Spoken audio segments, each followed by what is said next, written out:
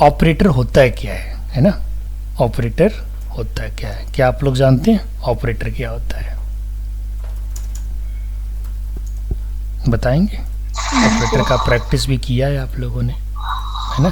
Yes sir. कई सारे operator आपने यूज़ किया है। ऑपरेटर देखिए बेसिकली क्या है, मैं लिख रहा हूँ यहाँ पे, ध्यान दीजिएगा। स्क्रीन दिख रहा है अच्छा से? कोई प्रॉब्लम तो नहीं है?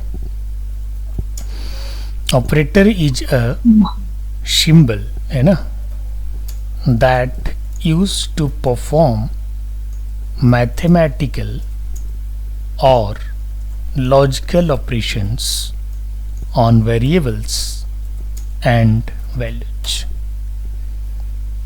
एक लाइन में अगर इसका आंसर दिया जाए तो ऑपरेटर को आप कैसे बोलोगे? Operator is a symbol that is to perform mathematical और लॉजिकल ऑपरेशन। ठीक है ना? कितने टाइप्स के ऑपरेटर होते हैं? जनरली जो टाइप्स ऑफ ऑपरेटर होता है वो होता है आपका, है ना, वो होता है आपका 3। फर्स्ट है आपका यूनिरी, सेकंड है आपका बाइनरी और थर्ड है आपका टर्नरी। यही 3 ऑपरेटर पे पूरा प्रोग्रामिंग लैंग्वेज काम करता है। इस 3 के अलावा कोई ऑपरेटर नहीं है। अब यूनरी ऑपरेटर जो है ये कितनी ऑपरेंड पे काम करता है? Work on single operand. अब ये ऑपरेंड क्या होता है जिसके बारे में हम आगे जानेंगे। ऑपरेंड किसे कहते हैं, एक्सप्रेशन किसे कहा जाता है। बाइनरी ऑपरेटर जो है वो हमेशा 2 ऑपरेंड्स पे काम करेगा, और टर्नरी ऑपरेटर जो है जिसे कंडीशनल ऑपरेटर भी कहते हैं, वर्क ऑन 2 और मोर देन 2 ऑपरेंड्स। ये इसका शॉर्ट डेफिनेशन हो गया। अब मैं थोड़ा इसे विस्तार में आपको बताता हूँ कि यूनरी ऑपरेटर के भी कई टाइप्स हैं, बाइनरी ऑपरेटर के भी कई टाइप्स हैं, और टर्नरी ऑपरेटर के भी कई टाइप्स हैं। इस चीज़ का जरा ध्यान रखिएगा। तो सबसे पहले चलते हैं टाइप्स ऑफ यूनरी ऑपरेटर। ठीक है?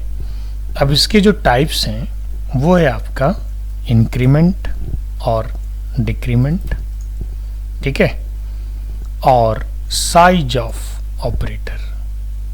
समझ गए?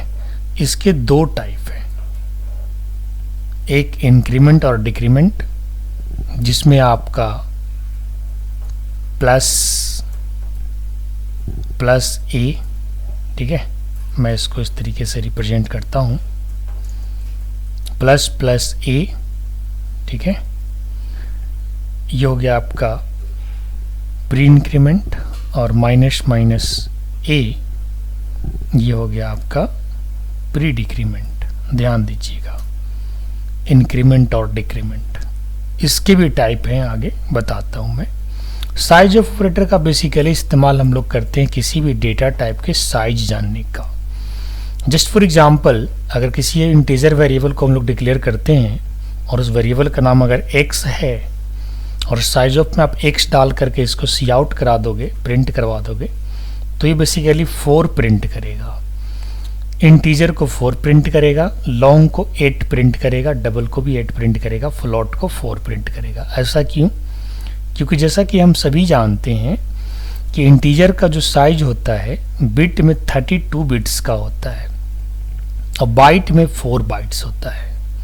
तो जो साइज ऑफ ऑपरेटर है वो बेसिकली बाइट में इसका आंसर देता है।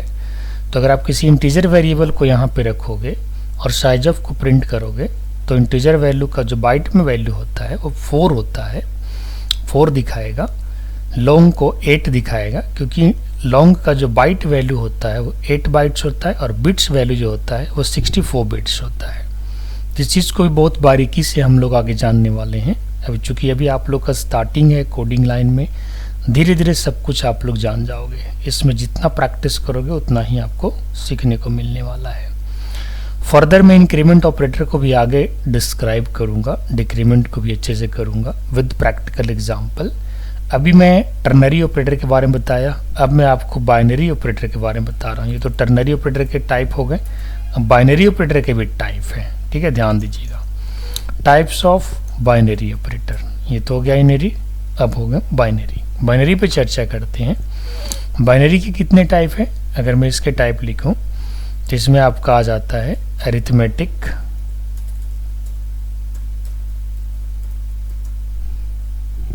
रिलेशनल, जिसको कंपैरिजन भी कहा जाता है, लॉजिकल एंड असाइनमेंट, और इसके बाद बिटवाइज। यही 5 ऑपरेटर पे बाइनरी ऑपरेटर हमारा काम करता है। और इसके बारे में जो हमने लिखवाया टर्नरी ऑपरेटर जो होता है, जैसे टर्नरी ऑपरेटर जो है that is the third operator. अच्छा, मैं इसके बारे में इसके आगे भी लिख देता हूँ, थोड़ा सा अरिथमेटिक के अंदर क्या क्या आता है वो मैं लिख देता हूँ शॉर्ट में, है ना, ध्यान दीजिएगा। तो अरिथमेटिक के अंदर क्या क्या आता है वो मैं ब्रैकेट में लिख देता हूँ। दैट इज प्लस हो गया, माइनस हो गया, मल्टीप्लाई हो गया, डिवाइड हो गया, ठीक है ना, मॉडुलस हो गया। ये सब जो ऑपरेटर हैं वो आपके अरिथमेटिक ऑपरेटर्स हैं। रिलेशनल ऑपरेटर्स के अंदर क्या क्या आते हैं वो भी मैं लिख देता हूँ, ध्यान दीजिएगा। रिलेशनल ऑपरेटर के अंदर आपका आता है लेस देन, ठीक है, ग्रेटर देन, है ना, लेस देन और इक्वल टू, ग्रेटर देन और equal to, double equal to and not equal to. ये आपके रिलेशनल ऑपरेटर है, जिसको कंपैरिजन ऑपरेटर भी कहा जाता है। लॉजिकल ऑपरेटर के अंदर क्या क्या आता है, ये आता है आपका एंड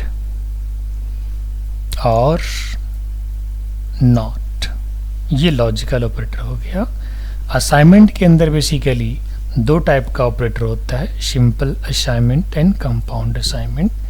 तो असाइनमेंट को आप इस तरीके से इंडिकेट करते हैं, इक्वल टू, ठीक है, plus equal to, minus equal to, है ना, मल्टीप्लाई इक्वल टू, ये सब सारे असाइनमेंट ऑपरेटर हैं। डिवाइड इक्वल टू, ये असाइनमेंट ऑपरेटर है, जिसमें सिर्फ असाइनमेंट ऑपरेटर जो है वो सिंपल असाइनमेंट होता है। बाकी जो असाइनमेंट आपको दिख रहे हैं ये कंपाउंड असाइनमेंट है, राइट। अब इसके बाद जो लास्ट ऑपरेटर है, बाइनरी ऑपरेटर का जो टाइप है, that is called bitwise operator. ये ऑपरेटर्स कैसे दिखते हैं आप देख सकते हैं, सिंगल एंड, सिंगल और एंड सिंगल एक्सॉर, ये आपके बिटवाइज ऑपरेटर है, ठीक है। ये यूनरी ऑपरेटर हो गया, ये बाइनरी ऑपरेटर हो गया, और इस ऑपरेटर्स के बारे में हम प्रैक्टिकल भी जानने वाले हैं, ठीक है, स्टेप बाय स्टेप। तो फिलहाल जो हमने किया है यूनरी, बाइनरी और एक और ऑपरेटर रह गया, दैट इज टर्नरी ऑपरेटर। अगर मैं टर्नरी ऑपरेटर की बात करूं तो टर्नरी ऑपरेटर कुछ इस टाइप से दिखता है। ये आपका क्वेश्चन मार्क एंड कोलन इस तरीके से इंडिकेट होता है। इसका एग्जांपल आप ले सकते हैं, एग्जांपल आप ऐसे आप दे सकते हैं एग्जांपल में,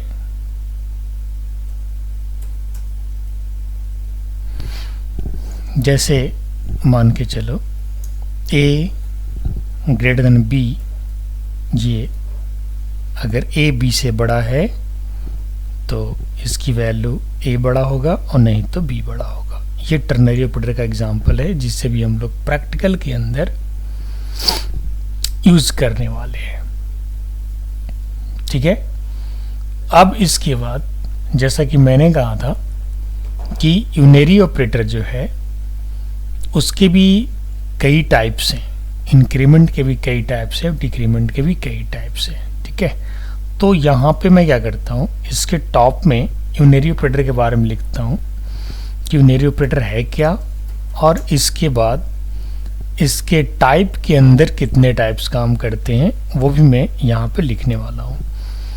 तो ये operator which contain only single operand, जैसा कि मैंने ऊपर भी लिखा था, कॉल्ड यूनरी ऑपरेटर। ये तो इसका डेफिनेशन हो गया।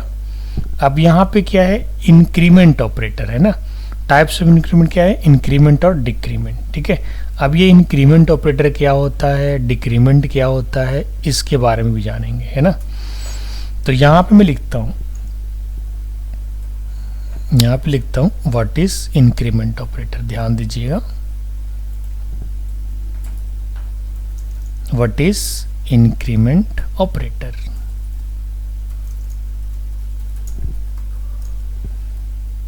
ठीक है ना, या फिर इस तरीके से मैं यहाँ पे लिख देता हूँ इंक्रीमेंट ऑपरेटर, इंक्रीमेंट ऑपरेटर, इसको अंडरलाइन कर देते हैं, इसको अंडरलाइन कर देते हैं, control you, yes. Increment operator के बारे में लिख रहे हैं, increase the value of variable bye 1 called increment operator. और डिक्रीमेंट ऑपरेटर क्या है?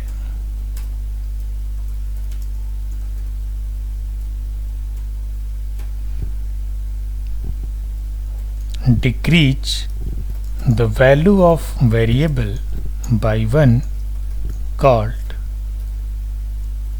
Decrement operator. ठीक है। अब इसके बाद हम लिखने वाले यहाँ पे टाइप्स ऑफ, मैंने कहा था इंक्रीमेंट के भी टाइप होते हैं, डिक्रीमेंट के भी टाइप होते हैं। मैं यहीं पे लिख देता हूँ टाइप्स ऑफ इंक्रीमेंट ऑपरेटर, यहाँ पे ही है ना।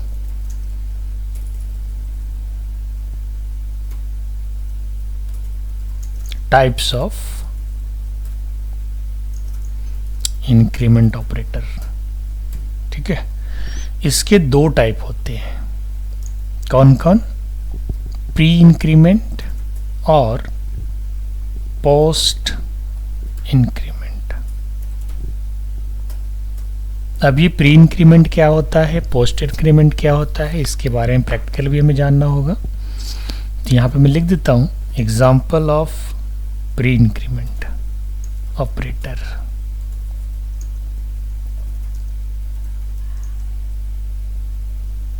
int a equal to 10, int b equal to plus plus a।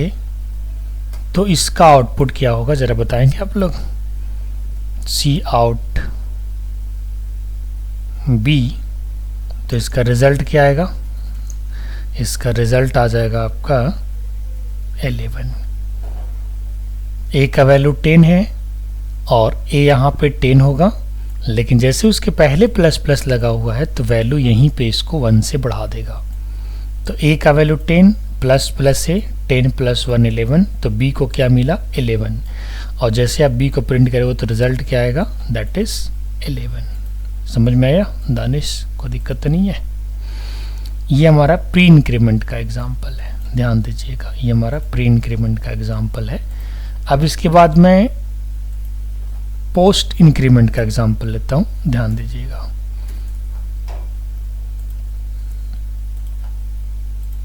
Example of post increment operator.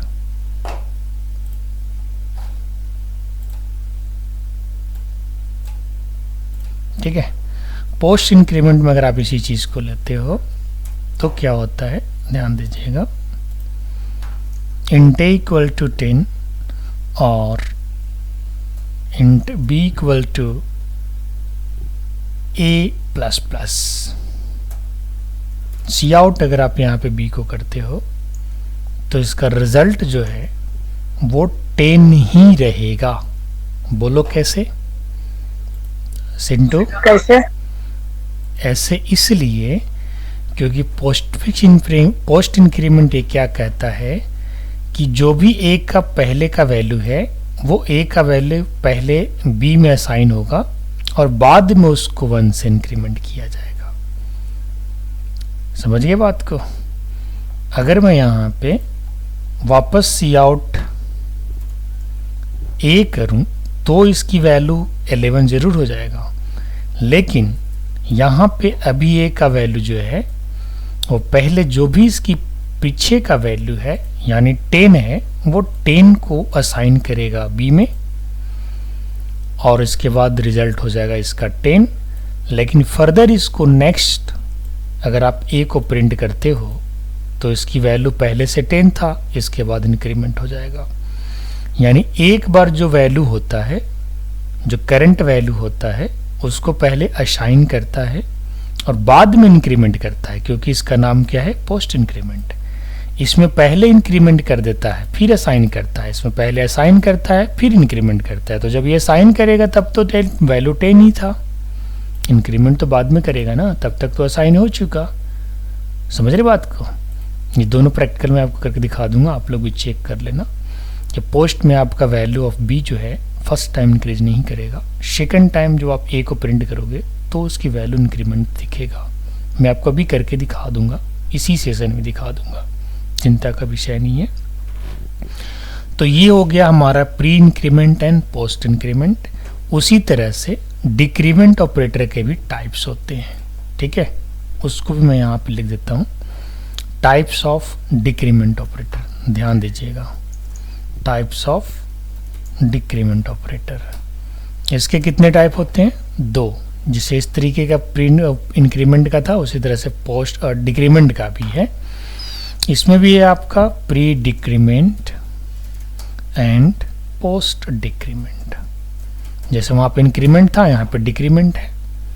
अब मैं यहाँ पे एग्जांपल लेके चल रहा हूँ, ध्यान दीजिएगा। एग्जांपल ऑफ, मैं इसी को कॉपी कर लेता हूँ।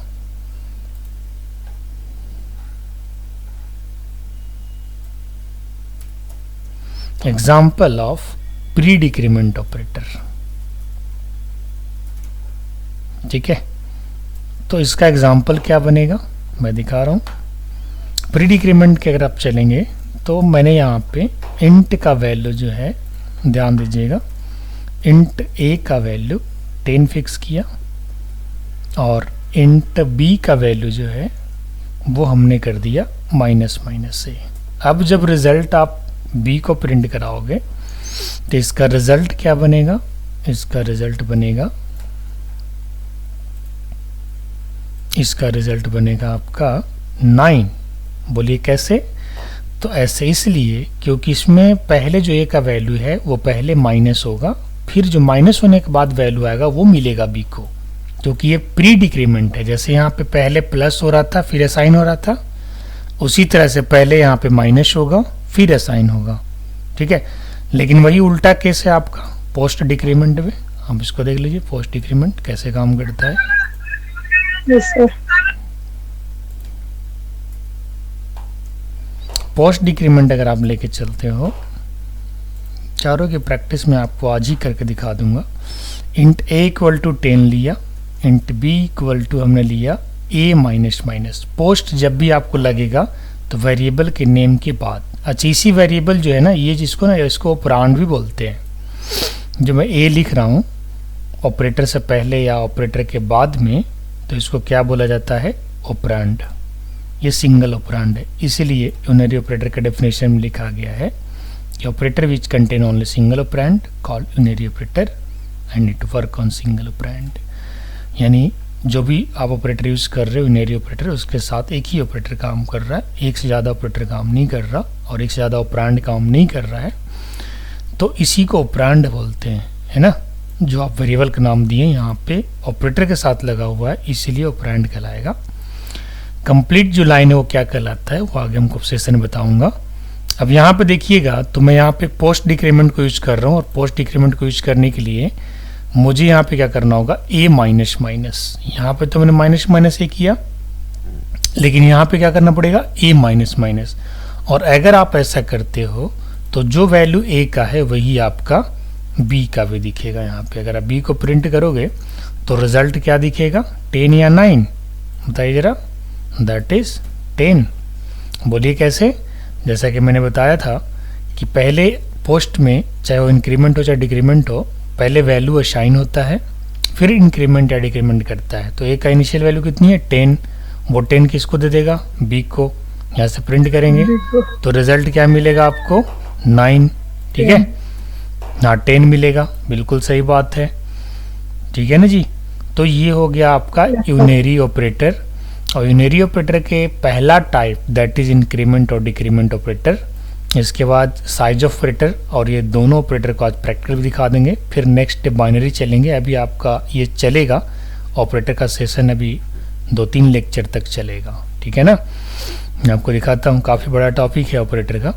अब मैं साइज ऑपरेटर के बारे में थोड़ा सा चर्चा करता हूँ। जो हमने साइज ऑपरेटर यहाँ पे लिखा है, साइज ऑपरेटर क्या करता है उसके बारे में यहाँ पे चर्चा कर रहा हूँ। ध्यान दीजिएगा। साइज ऑफ ऑपरेटर जो है, जैसा कि मैंने बताया, अगर आप इसे यूज़ करते हैं तो आप किसी भी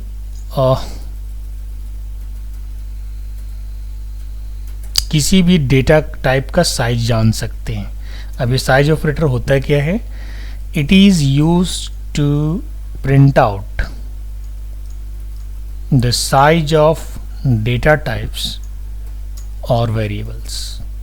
ठीक है, फॉर एग्जाम्पल जैसा कि मैंने बताया था कि इंट a का वैल्यू अगर 100 है तो साइज ऑफ a लिखेंगे तो ये क्या दिखाएगा?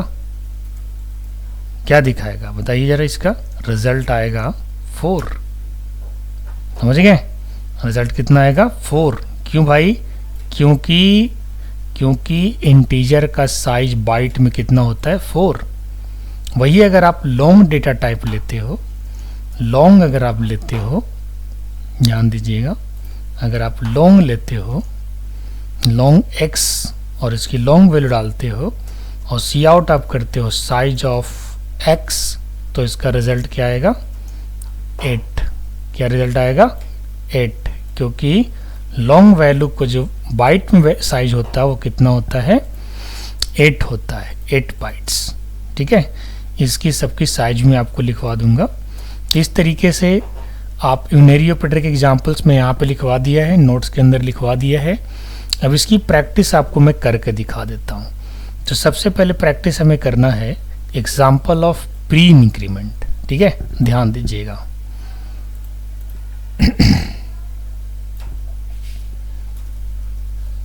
Example of pre increment operator.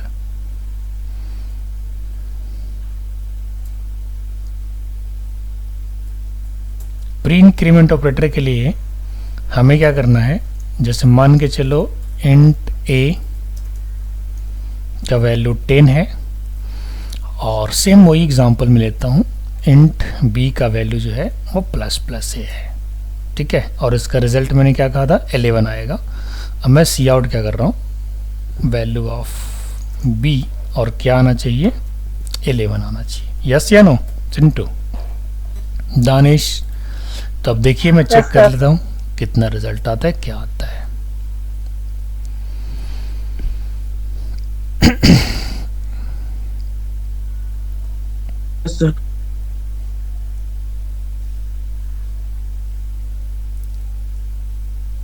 ये देखिए क्या आया? 11 आया।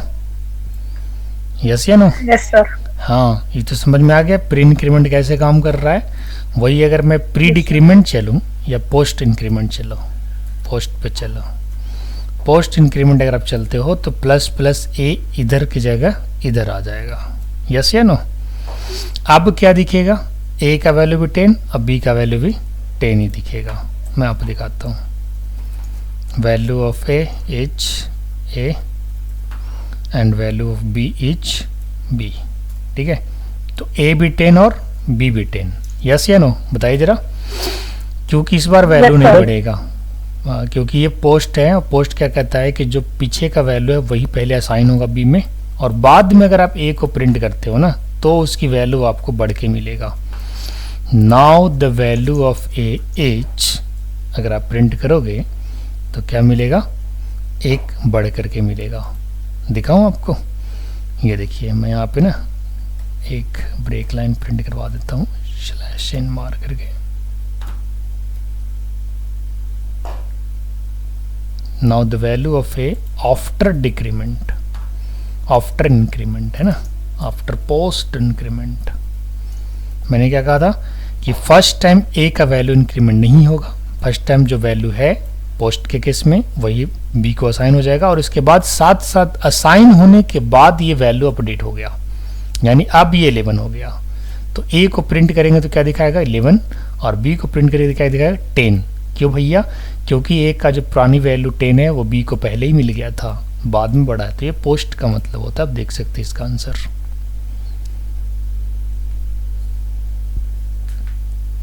लास्ट में ए का वैल्यू आपको 11 दिखाएगा, स्टार्टिंग वाला ए का वैल्यू आपको 10 दिखाएगा, बी का वैल्यू 10 दिखाएगा, और लास्ट वाला जो वैल्यू है 11 दिखाएगा। यस या नो? अच्छा, ए स्टार्टिंग वाला भी ए क्यों हो गया 11? ये चीज़ भी आपको समझना होगा, क्योंकि वेरिएबल की वैल्यू अगर आप रीइनिशियलाइज कर देते हो तो पुरानी वैल्यू रिप्लेस हो जाता है। यस या नो? जैसे ए का वैल्यू पहले 10 था लेकिन बाद में उसको अपडेट कर दिया गया, तो यहाँ पे भी ए का वैल्यू जो है ना, हाँ, अगर आप ए का वैल्यू यहाँ पे बिफोर पोस्ट इंक्रीमेंट अगर आप यहाँ पे ए का वैल्यू दिखाते हो तो यहाँ पे वो क्या दिखाएगा, 10 दिखाएगा, बट यहाँ पे क्या दिखाएगा, 11 दिखाएगा। मैं आपको दिखाता हूँ फिर से एक बार, ध्यान दीजिएगा।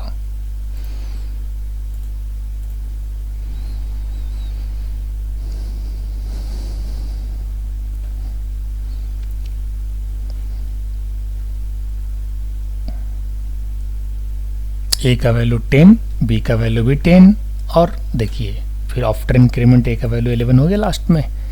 तो समझ में आना चाहिए आपको कि जब पोस्ट इंक्रीमेंट कॉल नहीं हुआ था तब ए का वैल्यू कितना था, इनिशियल वैल्यू जो था एज इट इज 10 के 10 है। अब बी का वैल्यू भी वही मिला, जबकि ये प्लस प्लस हमने असाइन किया है, लेकिन बी में 10 क्यों मिला, क्योंकि आपने पोस्ट इंक्रीमेंट यूज किया। अगर प्री इंक्रीमेंट यहाँ पे यूज करते तो बी का वैल्यू यहाँ पे 11 दिख जाता। चूंकि पोस्ट किए थे तो पोस्ट क्या कहता है कि पहले जो पुरानी वैल्यू है उसको असाइन करेंगे, बाद में बढ़ाएंगे। तो इसने बाद में बढ़ाया, तो एक वैल्यू अगर प्रिंट करोगे तो फिर क्या दिखा, 11, क्योंकि एक बढ़ गया ना।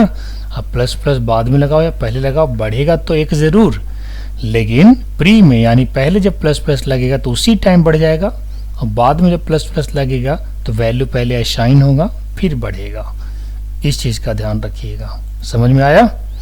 उसी तरीके से प्री इंक्रीमेंट और पोस्ट डिक्रीमेंट है। देख लीजिए, प्री डिक्रीमेंट में क्या है, प्लस की जगह माइनस लगा देंगे। प्री डिक्रीमेंट के लिए हम यहाँ पे क्या करेंगे, यहाँ पे माइनस माइनस ये लगा देंगे। ये हटा दो, ये लाइन की ज़रूरत नहीं है, ठीक है। आप इसे यहाँ पे प्रिंट कर सकते हैं। तो यहाँ पे ए का वैल्यू आपको 9 मिलने वाला है और बी का वैल्यू भी 9 मिलने वाला है, ठीक है। ध्यान दीजिएगा, क्योंकि प्री डिक्रीमेंट लगाए हैं तो प्री डिक्रीमेंट में क्या होता है कि वैल्यू पहले ही माइनस हो जाता है, और जब पहले ही माइनस हो जाएगा तो बी को भी माइनस के बाद ही वैल्यू मिलेगा, यानी 1 माइनस करके ही मिलेगा, ठीक है। ध्यान दीजिएगा, तो ए का वैल्यू भी 9 और बी का वैल्यू भी 9, समझ गए। लेकिन वही चीज़ अगर हम प्री की जगह पोस्ट कर दें तो देखिएगा रिजल्ट में फ़र्क आपको दिखेगा। मैं दिखाता हूँ पोस्ट डिक्रीमेंट। पोस्ट के लिए मैंने क्या किया, माइनस माइनस ए को यहाँ पे ए माइनस माइनस कर दिया। बाकी सब वही कोड है, लेकिन आंसर देखिएगा इस बार बी का वैल्यू 10 दिखेगा और ए का वैल्यू 9 दिखेगा। ये चीज़ आपको समझना ज़रूरी है, और ये चीज़ एक बार में क्लियर होने वाला चीज़ नहीं है, इसके ऊपर प्रैक्टिस करना पड़ेगा, कॉपी में भी और स्क्रीन पे भी। तो देख सकते हैं ए का वैल्यू 9 मिला और बी का वैल्यू 10 मिला। क्यों मिला, क्योंकि जब बी में वैल्यू ए का साइन हो रहा था तब उसने वैल्यू माइनस नहीं किया था, क्योंकि ये पोस्ट है, साइन पीछे लगा हुआ है। जब साइन पीछे लगा रहेगा तो वैल्यू अपडेट कब होगा, पहले उसको असाइन होगा लेफ्ट साइड, इसके बाद अपडेट होगा। तो इस चीज़ को आप समझिएगा। इसके बाद नेक्स्ट साइज ऑफ ऑपरेटर, उसको भी दिखा देते हैं। ये सारे यूनरी ऑपरेटर के पार्ट हैं। तो मैं क्या करता हूँ, एक ए वेरिएबल लिया जिसकी वैल्यू 10 है, इसकी साइज हम जानना चाहते हैं, या फिर सिर्फ इंट ए भी अगर आप लेते हो, कोई वैल्यू नहीं भी डालते हो, और सी आउट आपने यहाँ पे लिख दिया साइज ऑफ ए, और यहाँ पे आपने लिख दिया साइज ऑफ इंटीजर वेरिएबल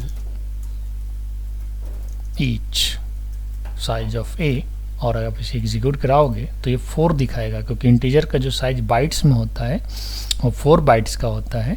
और कभी कभी एडिटर पे भी डिपेंड करता है, अगर आप टर्बो सी में चलाओगे तो ये 2 दिखाएगा, लेकिन टर्बो सी में अब चलाना नहीं है, ऐसे भी लेटेस्ट पे ही चलना है आप लोग को।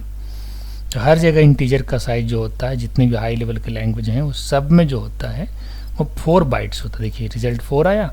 वही अगर मैं लॉन्ग डेटा टाइप लेता हूँ, यहाँ पे लिया हमने लॉन्ग एक्स, और लॉन्ग की अगर आप साइज जानना चाहोगे तो आप साइज ऑफ ऑपरेटर को यूज कर सकते हो, size of long that is x. ये क्या दिखाएगा, 8 बाइट्स होता है इसका साइज। आप किसी वेरिएबल के साइज जानना चाहेंगे उसके लिए साइज ऑपरेटर का इस्तेमाल कर सकते हैं।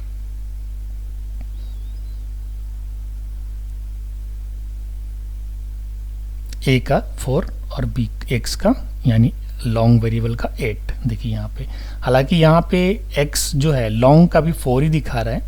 कई बार एडिटर पे आपका फ़र्क पड़ जाता है। मैं ज़रा एक बार डबल का लेकर देख लेता हूँ, या फिर यस, डबल एक बार देख लेता हूँ डबल का ये कितना दिखा रहा है।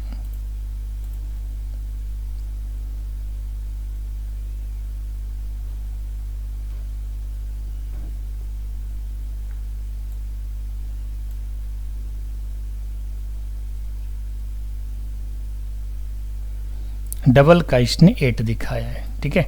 तो इस चीज़ का ध्यान रखिएगा, कई बार एडिटर पे जो है ना फ़र्क पड़ जाता है एडिटर के हिसाब से। लेकिन मैं आपको बताना चाहूँगा कि लॉन्ग का जो साइज़ होता है वो डबल के ही इतना होता है, ठीक है। और इंट का जो साइज़ होता है फ्लोट के इतना होता है। ये अभी जो है ना डेओसी एडिटर चल रहा है, ये सेम चीज़ को VS कोड पे लेके चले जाओ, या फिर ये सेम चीज़ को C# के अंदर या जावा के अंदर ये भी चलता है, साइज ऑपरेटर सब में चलता है। वहाँ पे लेके चलोगे तो इंटीजर का साइज 4 दिखाएगा, लॉन्ग का साइज 8 दिखाएगा, डबल का साइज भी 8 दिखाएगा और फ्लोट का साइज 4 दिखाएगा, कैरेक्टर का 2 बाइट दिखाएगा। तो इस तरीके से आप किसी भी वेरिएबल के डेटा टाइप के साइज जानने के लिए साइज ऑफ ऑपरेटर का इस्तेमाल कर सकते हो। समझ में आ गया दानिश एंड चिंटू? कोई दिक्कत तो नहीं है? No sir. तो आज के सेशन में हमने यूनरी ऑपरेटर को भी डिस्कस किया है, और इसके अगला सेशन में मैं आपको बाइनरी ऑपरेटर बताऊंगा। नेक्स्ट सेशन हमारा ट्यूसडे को होने वाला है। तो बाइनरी ऑपरेटर में सबसे पहले हम लोग डिस्कस करेंगे अरिथमेटिक ऑपरेटर को, फिर रिलेशनल को, फिर logical, assignment and then bitwise. जैसे बाइनरी ऑपरेटर हमारा फिनिश हो जाता है, इसके बाद हम टर्नरी ऑपरेटर को डिस्कस करेंगे। तो जो भी आज हमने यूनरी ऑपरेटर में आपको दिखाया है, ये चीज़ आपको मैं PDF में करके भेज देता हूँ। इसकी प्रैक्टिकल एग्जाम्पल आप लोग करेंगे, ठीक है। इस चीज़ का ध्यान रखिएगा। मैं यहाँ पे थोड़ा क्या करता हूँ, फिलहाल अभी इसको लॉन्ग को डबल कर देता हूँ, क्योंकि अभी आपका जो डेओसी है वो इस चीज़ को 2 मान रहा है, जबकि हाई लेवल लैंग्वेज में 2 होता नहीं है, 4 मान रहा है, जबकि 4 होता नहीं है। लॉन्ग की साइज़ हमेशा 8 ही होता है।